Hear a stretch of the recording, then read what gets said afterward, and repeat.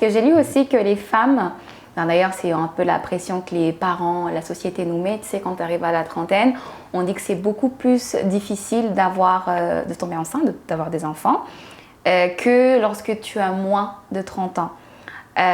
Toi, qu'est-ce que tu en penses avec la médecine holistique? Est-ce que tu penses, si on prend soin de soi et qu'on fait vraiment attention à ce qu'on consomme, à notre mode de vie, est-ce qu'on a plus de chances, du coup, on peut repousser à la quarantaine? Ou alors c'est toujours foutu? Alors en fait, mon opinion, elle est un peu controversée parce que je pense que tant qu'une femme a ses règles, elle peut tomber enceinte. Ça, c'est ma conviction, c'est ce que je vois. Tant qu'une femme a ses règles, donc elle ovule, elle peut tomber enceinte.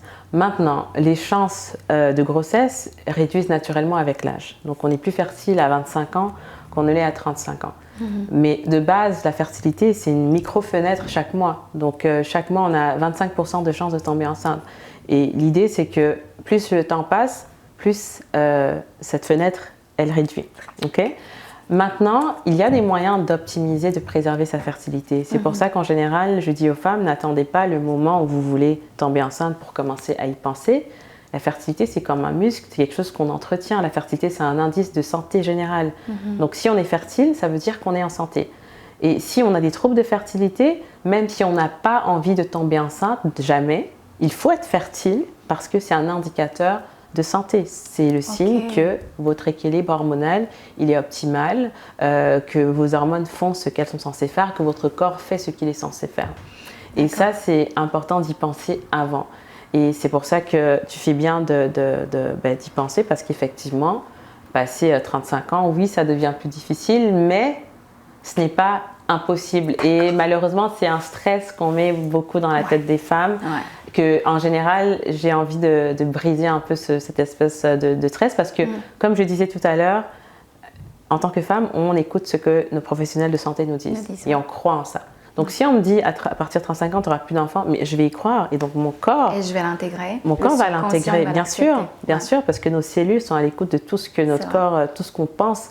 Par contre, si j'ai quelqu'un qui me dit, oui, tu as moins de chance, mais c'est possible de tomber enceinte, tu peux tomber enceinte. Là, c'est différent. Il y a une ouverture. Et pour la petite histoire, ma mère, elle a été enceinte en même temps que moi. Elle a eu des jumeaux naturellement à 54 ans. Non. Complètement inattendu, complètement pas planifié du tout. À 50 ans 54 ans. 54 et des jumeaux. Des jumeaux qui ont l'âge de ma fille de 5 ans. C'est une fille et un garçon. Et ça, c'est un miracle parce que c'est juste... il y a 0% de chance de grossesse naturelle. À cet âge-là? Encore moins de jumeaux à cet âge-là. Elle est tombée enceinte, on était enceinte en même temps.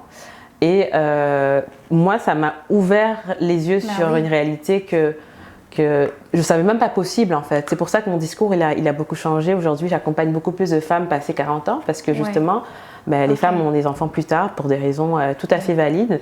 Et le fait de se fermer dès le départ, de se dire non, ça ne va pas être possible, de même pas essayer naturellement, pour moi, c'est un peu un traumatisme qui est créé et causé chez les femmes.